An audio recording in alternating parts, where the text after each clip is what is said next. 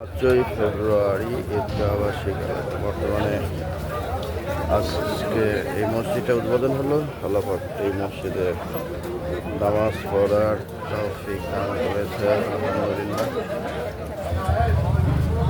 পরকালে নাজাতের কারণ হিসেবে এই মসজিদে আল্লাহ পাক আমাকে রহমতের ছোঁয়ায় রাখবে এই স্বপ্নে বিভোর হচ্ছি। আর সবাইকে মসজিদে নামাজ পড়ার আহ্বান জানাচ্ছি। আল্লাহ পাক আমাকে জীবনটা যেন ঈমান আমলের সাথে কাটানোর জন্য প্রতিষ্ঠান করে জানা আলহামদুলিল্লাহ। মসজিদ ঈদগাহ আবাসিক এলাকার টুনু ডাক্তার করিয়া আছে, তার বাড়ির পাশে টনি পৃথিবীর ছেড়ে চলে গেছে।